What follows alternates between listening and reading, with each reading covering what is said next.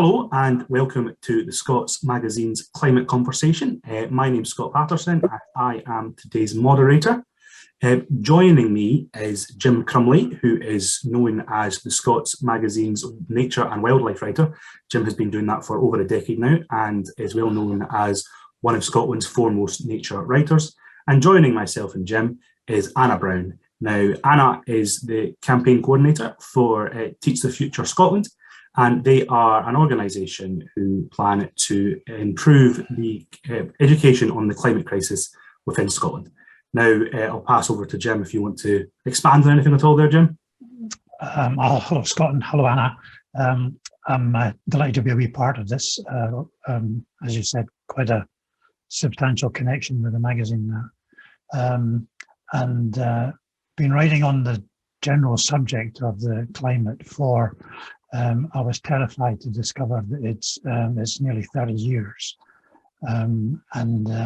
It's a very appropriate time to be doing something like this, obviously, with the UN report just hot off the press, which told a lot of us some fairly blunt truths, and it'll be very interesting to get Anna's perspective on where we are now and what happens next. Yep. Yeah, completely agree. And Anna, how about yourself? Have you got anything to expand before we begin? I don't really think so. So I'm a youth climate justice activist, so I'm involved with Fridays for Future and Teach the Future, which stems from that and lots of other bits involved in the run up to COP26 from Glasgow. And I'm interested to hear what Jim has to say as well. It's always good to talk to other people about it. Fantastic. So I have a few questions. And so I'll start with one of those questions.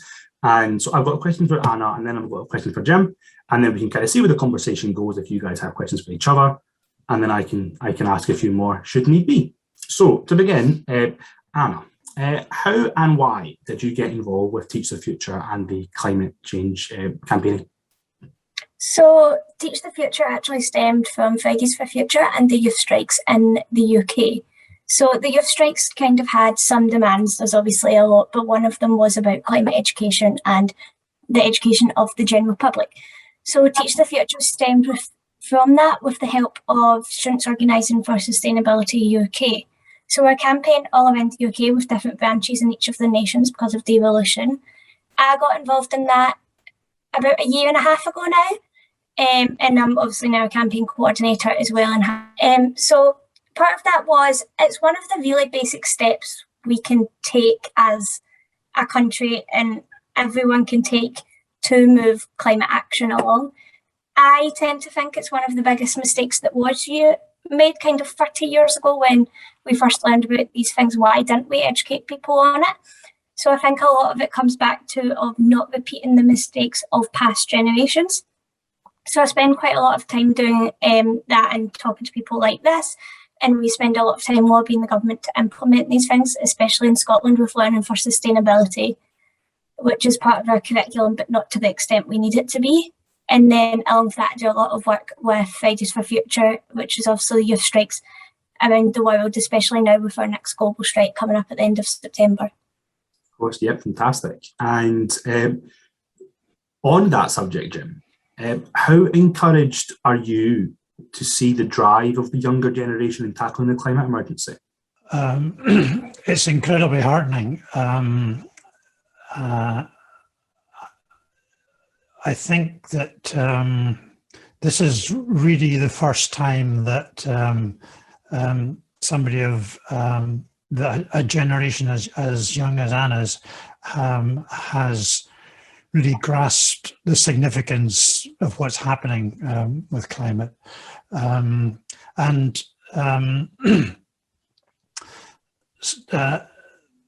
Obviously, hers is the generation which is going to pick up the pieces of what's left of how the planet emerges from this crisis that it's facing at the moment. I was reading something by a an Icelandic journalist who had the unusual commission of being asked to write an obituary for a glacier. A glacier in Iceland had been declared dead ice. And some academics in America who had been studying it had read some of his work and asked him to write this little obituary for the glacier. And at the end of it, they put up a little copper plaque, and on the plaque it said something about this is for you, the future generations. We know what's wrong. We know what needs to be done. You will be the ones who know whether we did it or not. So that's where we are. Yeah, completely. And this question goes out to the peer review, so whoever wants to jump in first. When did you first stand up and take notice of climate change? Anna, I imagine that might have been something that's kind of been with you from a very, very young age, but going out to the peer review, when was your first real, oh my God, something needs to happen here moment? On you go, Anna. I'm having a think about this one. I would say I remember learning about natural disasters in school, and looking back now, this was when I was in primary 6. So 8-9 years ago, probably, roughly. And looking back now, I'm like, they talked about wildfires and tsunamis, but there wasn't a mention of climate change. And to me, I'm like, that should have been the epiphany moment, really, shouldn't it have been natural disasters increased by countries. And even though you kind of knew about it, we did primary 4, like wee topics on global warming, but they never taught you the full facts and the extent of it. So you knew there was this kind of issue of global warming, but you didn't realise how bad it was. And then as you got to high school, you did a bit more on it. But I would say it never really clicked for me probably until about 3 years ago, maybe, because that was kind of the age I went and did my own research, which I would say you shouldn't really need to do your own research. It should be out there enough. And it is out there more now. I think more people are realising it compared to a few years ago. But I was a spokesperson for Girl Guiding Scotland, so that was kind of when I first started taking the actions and doing work with that. And then I joined Fridays for Future and the youth strike movements and do a lot of work through that as well. So I would say it would kind of be about 3 years ago for me. And part of the first things I could do that was accessible to me at this point was to apply to become a Girl Guiding Speak Out champion and do it that way. So I did that with Girl Guiding Scotland for about 2 years. That was our term. And that was one of the first things we did. So we met with First Minister Nicola Sturgeon.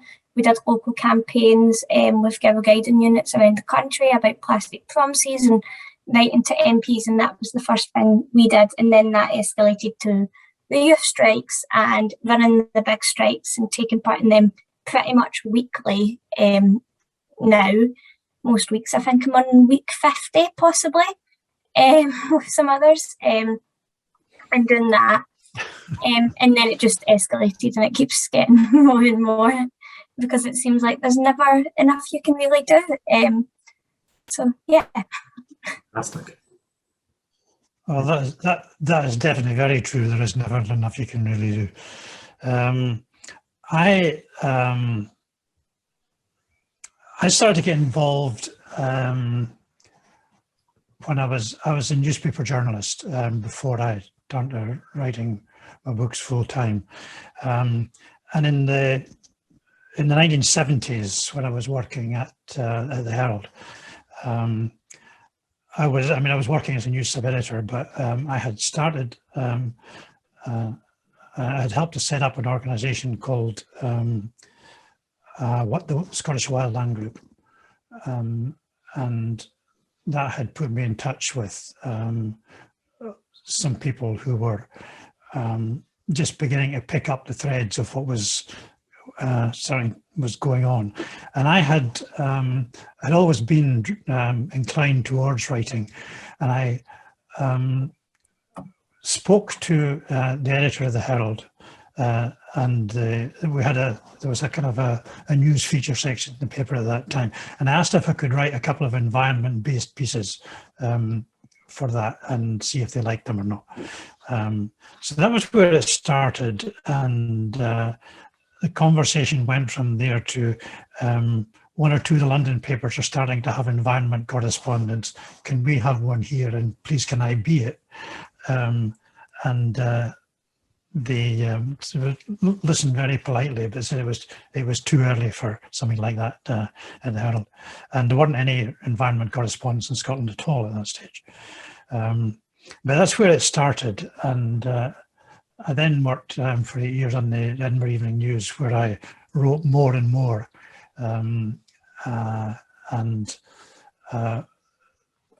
Latterly, I was writing more about the environment than anything else. But you're right, Anna, that nobody was really, there were environment issues that were coming to the fore. Nobody was talking about climate change. Nobody was worried about global heating or rising sea levels or any of the things that we're now familiar with as a huge part of the problem. And I gave up my newspaper life in 1988 when I started writing my books. And there are 40 books out there now, but I mean, the number is neither here nor there, but it's the last sort of 15 or so, I can detect the presence of climate change and the whole increasingly perilous nature of the planet. I can detect that becoming a much more visible presence in my own writing all the way through. So there wasn't really what you called an epiphany moment. I didn't really have one of those.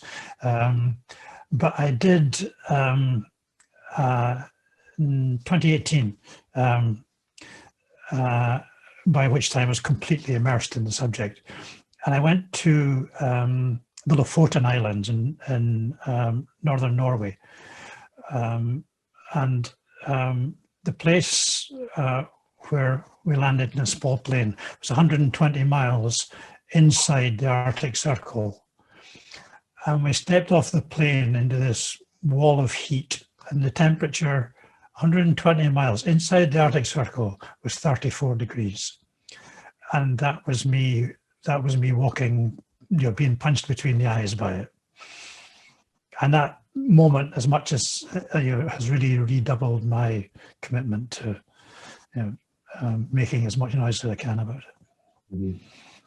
And what I think is really interesting about both your points there is that they are very different, but at the same time they both happened around the same time, the same 4 years ago, as you both said. So from that, do you both think that in that time there's been a lot of people who have really stood up to take notice? I think there's been a lot more people take notice, especially I would say the last kind of year, at least definitely within COVID.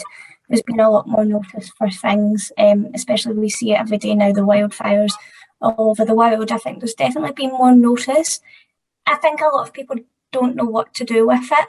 I know when I've spoke to my family about it, they kind of have a bit of an existential crisis and you panic, and that is what you do, but no one knows how to take that action and how to get out there. And I think a lot of people are scared to get out there and do it as well, which can be hard to push through. I know it was for most people I know who do it at first. It's difficult to get out there, but it's just that we have to do it in the long run. We always sometimes say, we wish we didn't have to do this. We hate doing this. I wish I could go to school half the time, like go out on a Friday and go shopping and not feel guilty. But we always say we'd rather do it now than regret not doing it. We'd rather regret spending the time doing it than a few years down the line being like, oh no, we could have done something. So yeah, more people are taking notice, but I still believe we have that very much issue of separating like it, climate change and biodiversity emergency, but not really realising or connecting the dots to everything else of, we always say like the climate crisis is a social crisis and a scientific crisis. And I don't think we connect the dots. I still know lots of people who like plastic bottles, and that's the big thing. And I remember saying to Mum the other day, well, plastic bottles Yes. come from fossil fuels, so it's looking at it down the line and digging that bit deeper, and it's getting to that extent of things of people need to realise how bad it is, but we need to find a way to do that so that it doesn't cause extreme panic. I'm sitting here nodding to everything Anna's saying, and also wishing that I had that kind of involvement and awareness when I was your age. I mean, you cannot help be made aware that something is going on from the kind of television newsreels that we've been seeing over just the last few weeks. And if that doesn't grab people's attention, then their attention's not going to be grabbed by anything. The thing that the thing that troubles me more than anything else, and it's not a new problem, is that we as a species have spent so much time, energy, resources putting distance between ourselves and nature. If you spend a lot of time in nature's company, and that's been my day job for 30 odd years now, you very quickly begin to appreciate that you are nature. I mean, our species is just one of nature's species. And we talk about the natural world. I refuse to use that expression now in my writing because, and it was all over the, it was all over the media at the time, particularly going through the pandemic. Get out into the natural world and, and walk in nature and you'll feel better, and you do. But it's this idea that the natural world is like there is our world and there is a natural world somewhere else. And there's one world, and thanks to our species, it becomes less and less natural with every passing day. I mean, convincing people that nature is all there is. There isn't anything else, nothing at all. You said plastic bottles are fossil fuels. So everything that we are and everything that we use and everything that we encounter and every other species on Earth is nature. It's the same thing. And getting that message across is, I think that's the hardest thing. John Muir, writing 100 and something years ago, said that to win a hearing for nature from any standpoint other than that of human use is almost impossible. And he knew that then. And it doesn't get any easier. I think we are beginning to get to the point where the plight of the whole planet is beginning to creep up the list of political priorities. I'm horrified that the solution to post-pandemic Britain seems to be to throw money at infrastructure projects and stimulate the economy again. I keep saying whenever I get the chance that a healthy economy and a high standard of living is not much good to you if the world is broken. So absolutely, the first priority of every government in the world should be to address the state that the planet's in.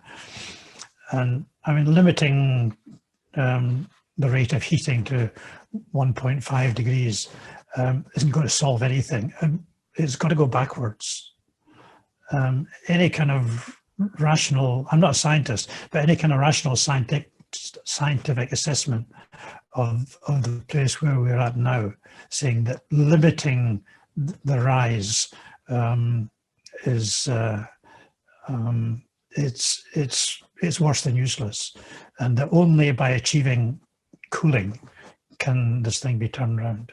Yeah, I think that's one of the biggest things we say, or when we see these policies or politicians talking about infrastructure, we're like, anything you build now, you plan for it to last, but it's not going to last in the climate we end up in.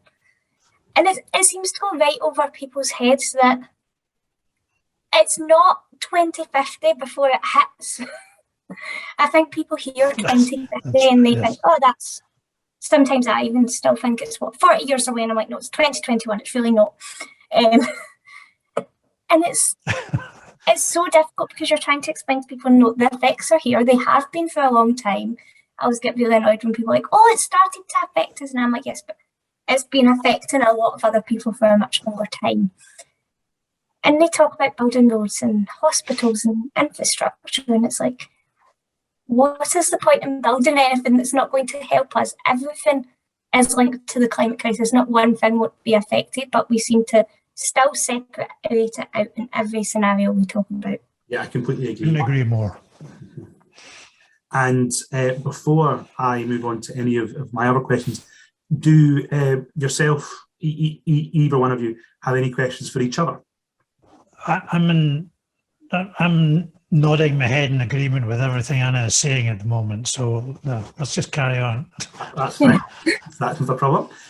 So you mentioned, you both mentioned people and individuals and plastic bottles and that kind of thing, getting the education out there. But what do you both think are the three, we could say three, most important things that individuals can do to help? In the youth movement, we're very much ones for twisting this question every time we get asked it. And we always say that the biggest thing individuals can do is lobby governments and companies and policies and join the bigger movement. Because I, in my heart, could not turn around to someone if they asked me that and say, yep, stop using plastic. I always say that if people ask me about individual change, and I say, well, you could do these things to help you prepare for what the world's going to become. But I'm one for saying that even if every single one of us never used a plastic bottle, if we keep using fossil fuels, which by the looks of the new Campbell oil field we are going to, if we keep doing these things, us never using a plastic bottle again isn't going to bring the dramatic change we need. So yes, these things are great. Good for you. You're understanding a bit of it.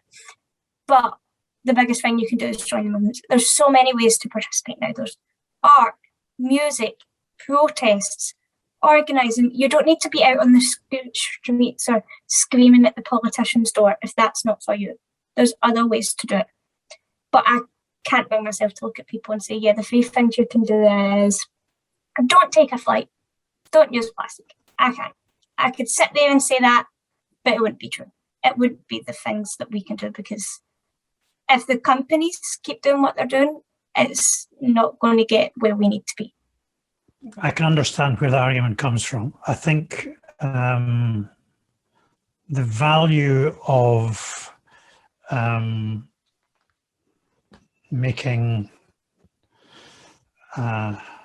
of reevaluating your own lifestyle is helpful to this extent that it connects you with exactly the kind of movement that you're talking about. I think that you have to, if you're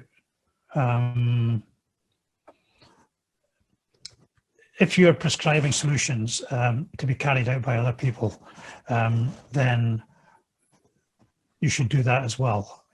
Whatever your solutions are, you should practice. You should practice what you preach, right? But yeah, the other thing that every one of us can do is make noise. Don't let the subject go away. It's one of those things that it's been with us for so long. I mean, if you read some of the very earliest written tracts by Native American tribes, and you get a connection there with nature. There are all kinds of examples from particularly the circumpolar tribes, up in the very north of Canada and Alaska and places like that, and in Northern Europe as well. And you get, again and again, you get a relationship with nature which is full of references to nature as a teacher. And accepting that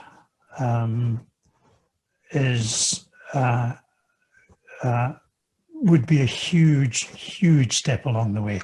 And that comes right back to your very first point, Anna, about education and why is it not much more deeply, why is the climate not much more deeply entrenched in the entire education system? Absolutely right. But there is a certain amount that we can all do in terms of informing ourselves. And the more informed we are, then the sounder is the base of the argument, which eventually, yes, politicians and big companies and huge imponderables like China have to take into the reckoning once it becomes a big enough collective movement.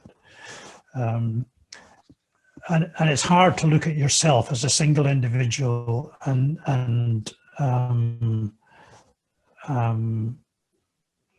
think that your voice can be significant. And it can be significant to the extent that you are one of millions of others who feel the same way. And not to take every opportunity that you get to use your voice is to sort of abdicate their responsibility for really the thing that is absolutely central to the survival of not just our species, but everything. And we mentioned politicians and government there. Which areas do you think are the biggest areas that, let's focus on Scotland for the moment. What do you think the biggest areas are that the governments need to put pressure on? Well, there's quite a lot of chat in Scotland at the moment about a link between the Scottish Government and the Greens, which I am pleased about. And that is, I'm looking at the papers this morning, that is already flagging up the new oil fields and gas fields west of Shetland, the dualling of the A9, climate policies which will be influenced by things like massive increase in tree planting, and just a general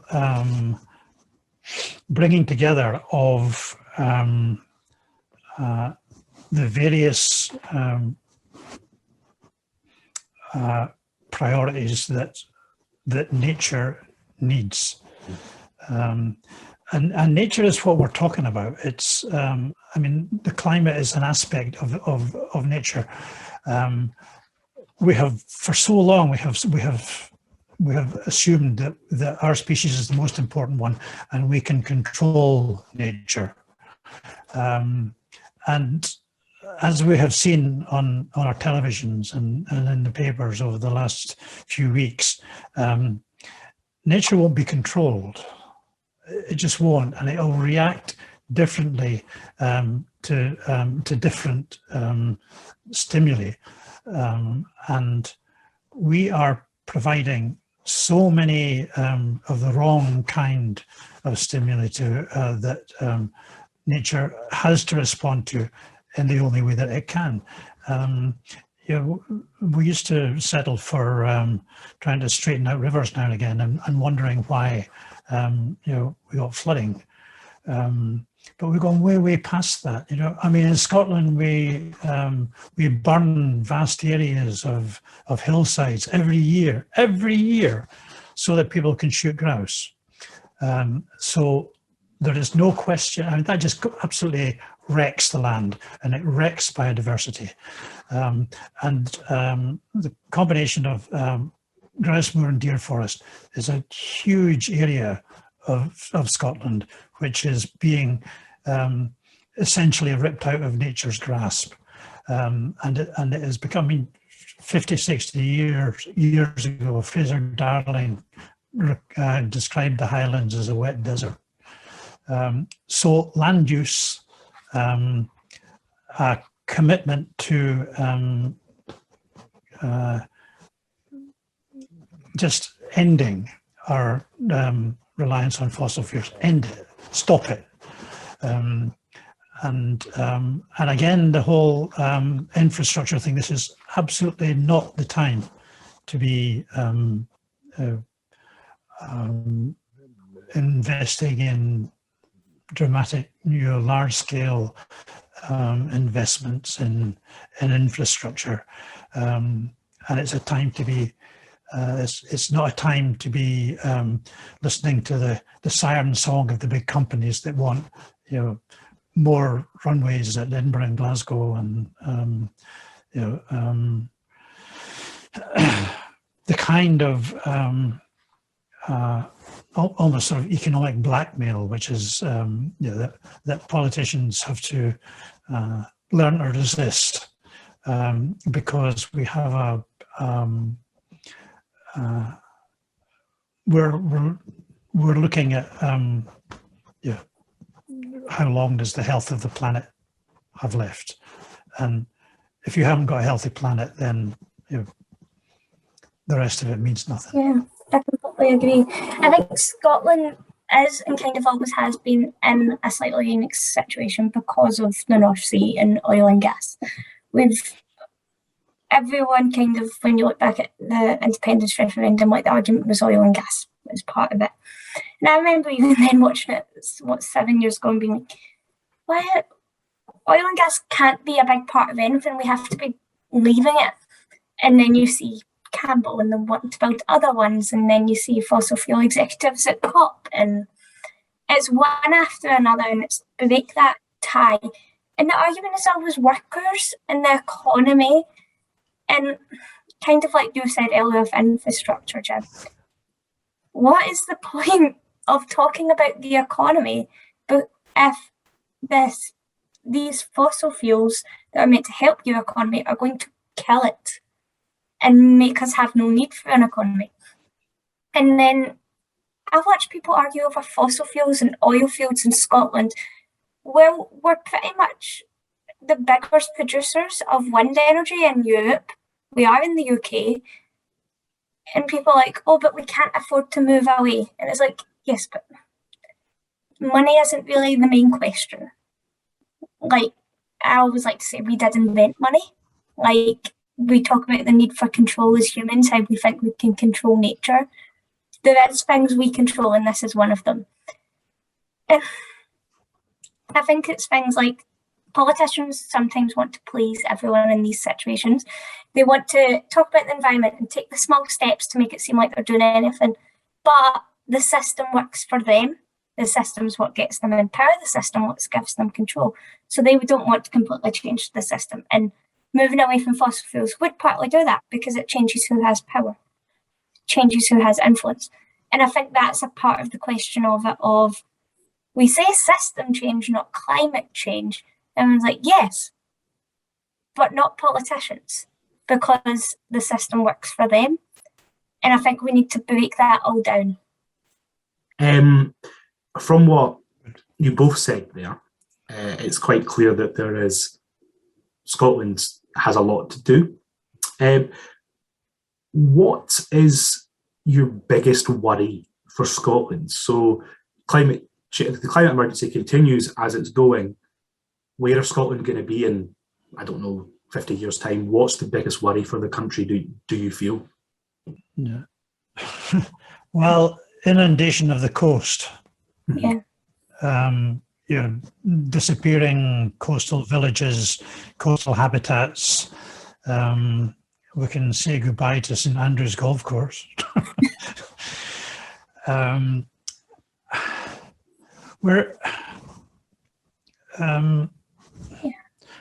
We're probably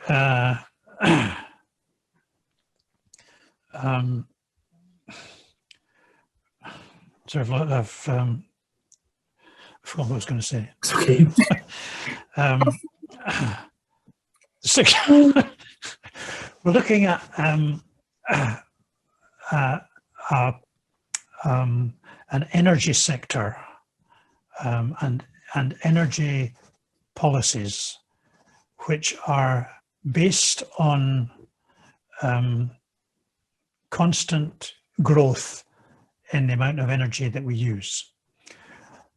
And the question that I've never had satisfactorily answered is, where is our energy conservation strategy?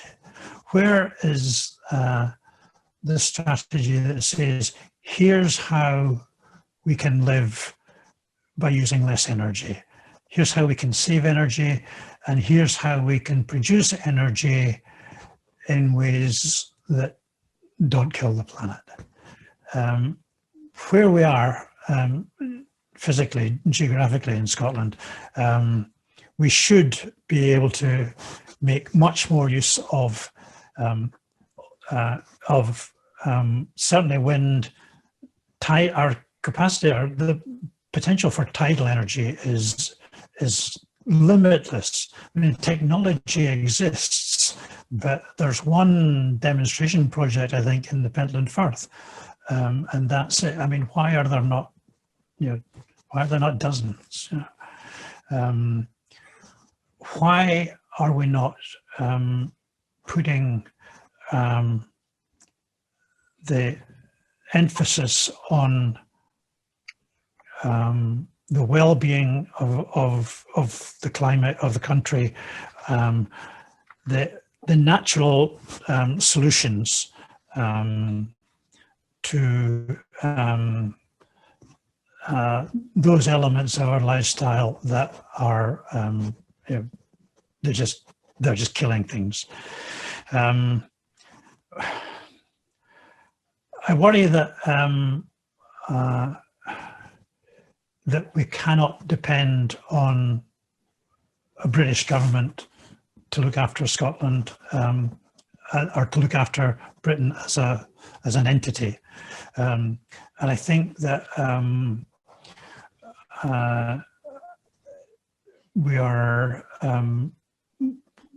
rapidly getting to a position politically where again and again and again we are at odds with the political system that comes out of London. And having two governments that are doing that instead of that, with the climate in the middle, is something that I think is a huge risk for Scotland. Yeah, I think part of it is always going to be too little too late. Like, if nothing happens, where do we end up? And I always think right now it definitely feels like we're trying to fix the problem with the same things that created it very much. So, like, I'm doing a politics degree, so I quite often talk about the political system and how the political system is part of the thing that got us here. So for that change to happen, the political system will and does need to change. And a lot of the time people don't even think that. I think a lot of people think of renewable energy and fixing the climate crisis, but don't think of how much change that means. And it can be terrifying to think of how much change it means, but the alternative is more terrifying. You talked about coast, Jim, and I would say that's one of my biggest fears with floods. I'm from Glasgow, and the one I always show people is kind of 2050, the map along the Clyde of all the areas flooded, and this is this. And that's only in 2050, that's in 30 years. It's not years away. And I think people don't process the dates and what that means and how early that is and how little time that means. We have, and you talked about energy as well, Jim, and how do we reserve energy and how do we balance energy? We are building these projects, these energies, and these areas that are going to end up flooded if we don't stop using fossil fuels. So it's finding that balance of, yes, great solution, but if you don't use that solution now, in 10 years, we don't have that option. So there's many worries. Pretty much everything that could be a worry is a worry at this point after the IPCC report as well. Everyone was scared to see that report, but we all knew what it was going to say at the same time. But now it's all laid out there. Yep. And you watch the news, I saw the articles and it was like, yeah, this is what people have been telling you. And then you hear politicians being like, yeah, this is the red line. And we're like, yeah, but you're the one with the power to move the red line. But instead, nothing. And time is... Sorry, Jim, carry on. No, I was going to say, time is the thing that we don't have. Yeah. And that's the thing that we can't buy. That's the thing that economy doesn't fix. It's already too late. I mean, if we stop using fossil fuels tomorrow, it's already too late. Yeah, we are out of time, and there is absolutely no alternative to a drastic reappraisal of political priorities. No alternative to it at all. And on that topic, we mentioned the coasts and flooding and all these dreadful things. How do we wake people up to that? Because that conversation's been going on for so many years now. How do we really hammer that home to Joe Bloggs on the street? I think nature's already doing it. Yeah. Nature's already hammering it home. I mean, how many more wildfires is it going to take? How many more floods like they've had in mainland Europe? I'm always intrigued by how when something like the Canadian and North American wildfires are reported, and the floods in Germany and Belgium, and there is always a kind of a tally of human lives lost, and obviously it's hellish for the people who are caught up in it, and there are always human casualties of these things, but there is never a mention of how many millions of square miles of land, of forest, of wetland, and all the creatures that live in billions of creatures that are caught up in this, and this our constant tendency to highlight the impact of this on people, as if that was the only consideration that mattered. That gets in the way of a serious appraisal of actually what is at risk, and nature is showing us right now. With every wildfire, every flood, every superstorm, every traumatic event, and they just keep coming again and again. The thing that global warming has done more than anything else is increase drastically the frequency of these kind of events that just they wreck whole habitats, whole ecosystems, and it's not just places where people live. It's all those relatively unscathed parts of the world that are the reason that the world can still function. I was reading something the other day about the Amazonian rainforest, and that it's now emitting more carbon than it can absorb. And that, you know, for as long as I have been involved in this, the Amazon rainforest has always been the thing that's held up as one of the great lungs of you know, of the Americas, you know, and it's now a net producer of carbon. It's yeah. I mean, I just think, yeah, the answer to your question specifically is nature is providing the wake up. Yeah, I'd have to, what you said about them, that was one of these moments I said to people, and people were like, what? No, that's not possible. But I think one of the things is that solutions aren't available constantly, and we're not going to have access to the solutions for forever, that we need to use them while we can, because we talk about, like the Amazon, that was one of the things people always said, it's the lungs that absorbs the carbon. But now that's started emitting carbon. How long is it till the Congo rainforest, till other rainforests? How long is it until wind farms are flooded and we can't use them?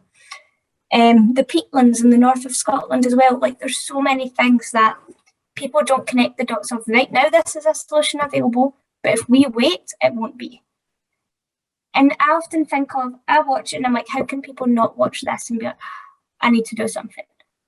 But I watch people watch the news. I've seen people hear it, and they don't seem to connect the dots. Parts of Glasgow flooded the other night within an hour of rain because it was so heavy. And people are just like, oh my God, how did Glasgow flood? And it's like, how are people not connecting the dots of this is this? Like, oh, Australia's on fire again. Oh, it's Australia. No, it's not Australia. Italy's on fire. That is Italy. But people don't seem to put that all together and go, oh, wildfire, climate change, flood, climate change. It's just, oh, it's flooding. And I don't really get how people can't put the dots together. But I think, to me, as you said, Jim, nature's the wake-up call. That gives us the wake-up call. But to an extent, I get concerned of how are more people not already waking up? How have more people not woke up the last few weeks? And how do we get people to connect that dot? Completely. And before I open up the floor to any other comments or questions, I have just a couple of questions for you guys again. So you may have answered this already, but just in case there's anything more to add, why do you think that more governmental education wasn't done sooner? How is it taking us so long for action to begin?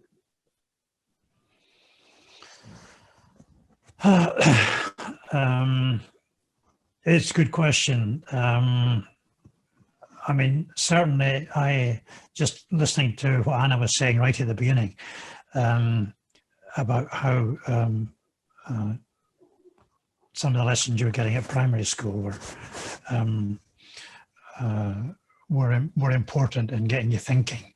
I mean, my primary school is a long time ago. Never in any of my schooling at all did this kind of subject come up. There is no doubt that the situation is better than it was in terms of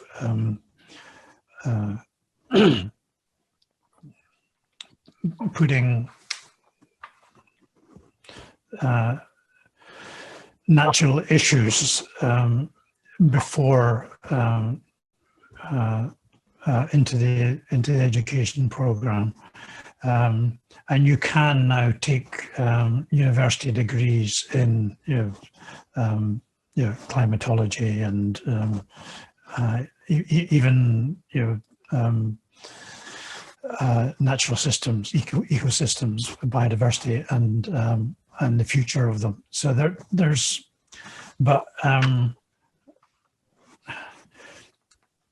the problem that we face, that the one which is intractable, and that we've both mentioned it already, is time. You know, we don't have time to wait until the education system is completely reconstructed, so that people are better informed from a very young age. I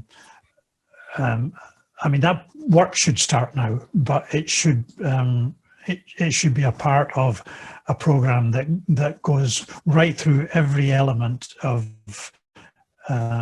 government, right through every aspect of society, that puts climate, the health of the planet, nature itself, at the heart of everything we do. That's got to happen now. Yeah.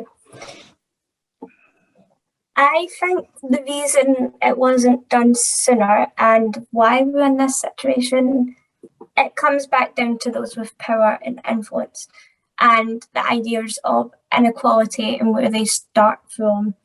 If we look at the countries most affected by climate change, it was those who were colonised, those who were most affected by the slave trade. If we look at the people in power, those are the least affected by climate change. Those are the ones who can jet off to space and build a spaceship if they want. And it's just that whole idea of that imbalance in society, and that is why we talk about it as it's not just a scientific issue anymore, and it never really was. It's decolonisation, it's social justice, gender identity, race, everything comes under it because every minority, as you go down the line, is more affected. But the people in power don't see that because right now they're fine. And they most likely would be fine at 2050 or whatever date you want to use. So I think why we haven't done anything will come back to that idea of rich v poor, money and influence and power, and the value of human life to different people, and selfishness. And it's all of these things. And it's kind of at this point how our political systems function and how society is levelled in the top 1% and all of these things. For me, I would say it does come back to that.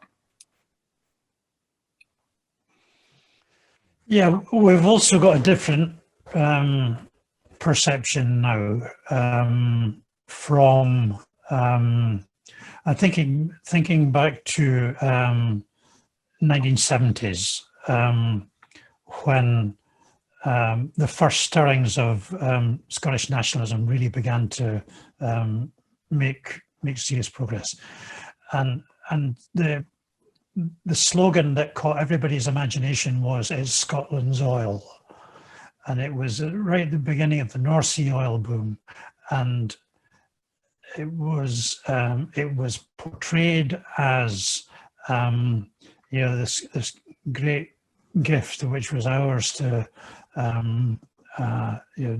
use and grow prosperous with, and that it would help to the riches that it would bring would percolate right through society, and we'd be a much better country as a result. We have gone from that to a nationalist government which is now actively considering, and certainly bringing the Greens on board will demand that it is actively considered, that that we look long and hard about fossil fuels, and that really the time to stop has arrived. And it's been a long time since anybody went around saying it's Scotland's oil, and we know the price that we have paid. So that much progress has been made, but nobody was sounding alarm bells in the 1970s of this kind, because that wasn't our perception of. I mean, fossil fuels were the part of the Brave New World. New towns were being designed around cars. So we've we've come a fair way, but we haven't come there anything like fast enough. And, you know, as I keep saying, we're out of time. And my final question for you both is, what are your hopes for COP26? I think, I mean, I would love to think that, I'd love to hear, you know, the biggest, most influential political leaders in the world really throw all the weight at their disposal behind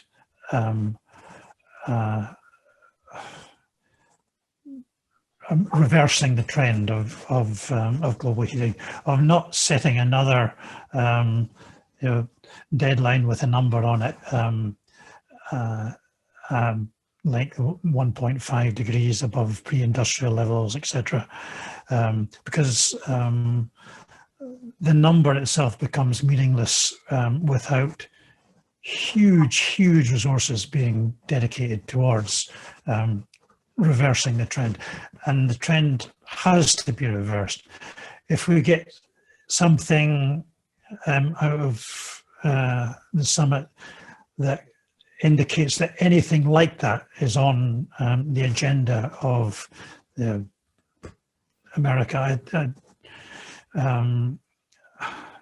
it's not even on Britain's agenda at the moment, but it's if anything less than that is going to effectively be worse than useless. There are huge problems in the way. You know, China, you know, which has just indicated that its dependence on coal might be with us for another 60 years. They're certainly not going to back down from it anytime soon. And I mean, there's a vast problem right there. The thing that can make a difference is if enough countries agree to set an example. And it's like what we were talking about earlier on with the individuals. What can the individual do?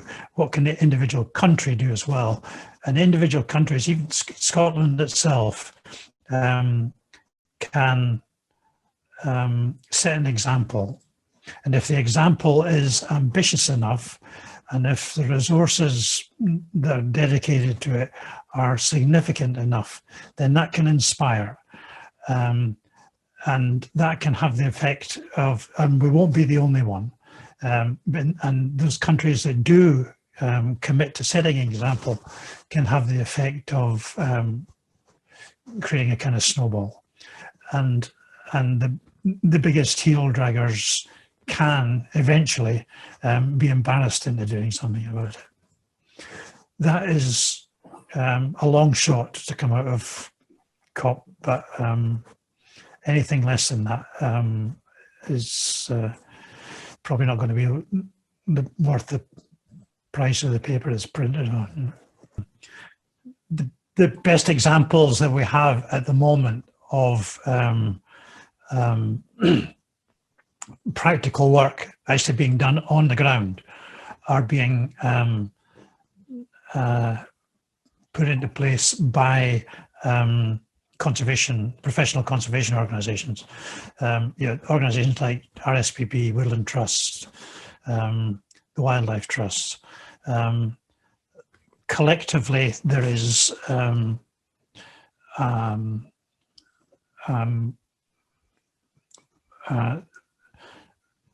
there is where the case for a reappraisal of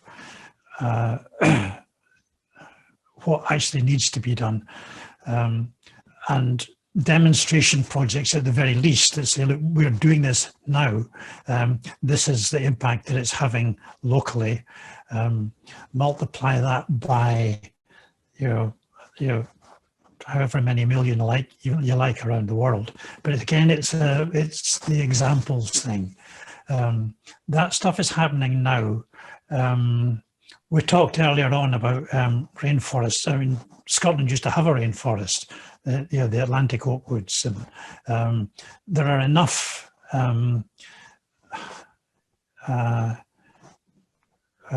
remaining sort of kernels of that forest to capture seed and to assist it to regenerate, to remove the existing pressures from it.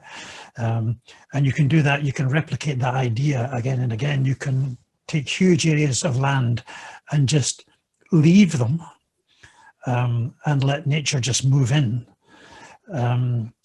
There's a lot that's happening on the ground right now, and the only thing that's missing is the scale. But in the same way that countries can set examples, organisations like RSPB, the Woodland Trusts, they are providing examples as well, and they can point to them and say, look, we're doing this now and it works. And that,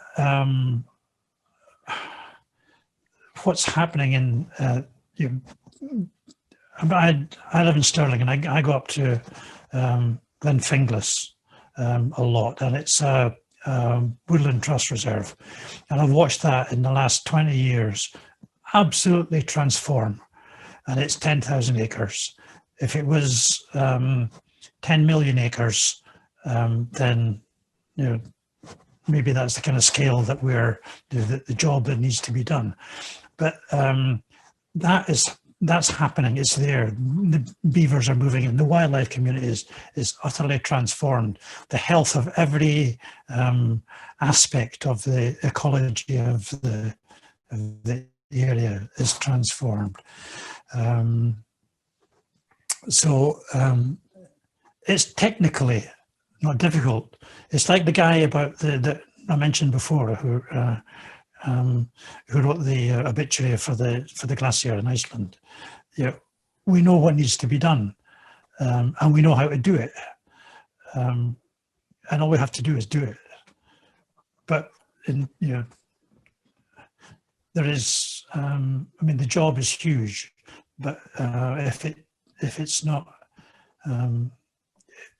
implemented now at a completely unprecedented level, then the planet's going nowhere. And on that basis, I agree with Anna that it's quite difficult to have realistic hopes coming out of this summit. Well, thank you both so much for your time today. I really appreciate that. Before we go, do any of you have any further comments or questions to make, or are you quite happy with all we've discussed? I was thinking of something that an old friend of mine, Mike Tomkes, a wildlife writer who died a few years ago, and I knew Mike quite well. And he wrote something in one of his books in the, must have been early 90s, late 80s, early 90s. And he said that if the people disappeared off the face of the planet tomorrow, every other species in nature would be better off. And at the time, I thought, that's a little bit over the top. And Mike was given to some extravagant claims here again, but he was a brilliant naturalist, and he lived a real wilderness life, and he had that kind of awareness that allows you to see that kind of thing with complete confidence. And 30 odd years later, here we are, and never was a truer word spoken. Yeah, similar that I often say that we often use the phrase "there's no planet B," we're killing the planet, Earth is dying. But a lot of the time that I think, and I do say to people that, well, no, we're not killing the planet, we're killing the one that's inhabitable for us. Because although we might not survive climate change and that will drastically change our lives, the planet will survive after us. And it's possible. It will just not be inhabitable for us. And I think a lot of people find it difficult to process that no, one day the planet is not going just to burn and explode. There's many other species who survive and who will grow and evolution. And look how many times it's happened before. Especially when we talk about the flooding and things, we look at Pangea and trillions of years ago and how different the earth used to look. And I think a lot of the time that people don't process that aspect of it, that we often just think, well, the planet's dying. No, the planet's dying for us, the planet we know, but it doesn't mean that the planet explodes. Yep, that's very true. And the world is full of examples even that have happened in our own lifetimes where an area that has been central to old civilizations, has human civilizations, has disintegrated and fallen to bits, and the first thing that happens is nature moves in. It's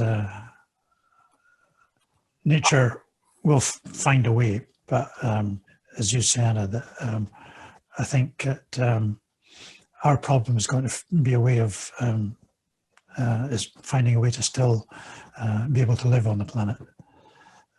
It's a hideous thought to think, because at the moment we're writing the world's longest suicide note. And I think that's a very apt place to end on. Cheery. Quite, yeah, not the most cheery, but unfortunately apt. So, as I say, thank you both so much for your time, and to everybody watching, thank you very much for watching.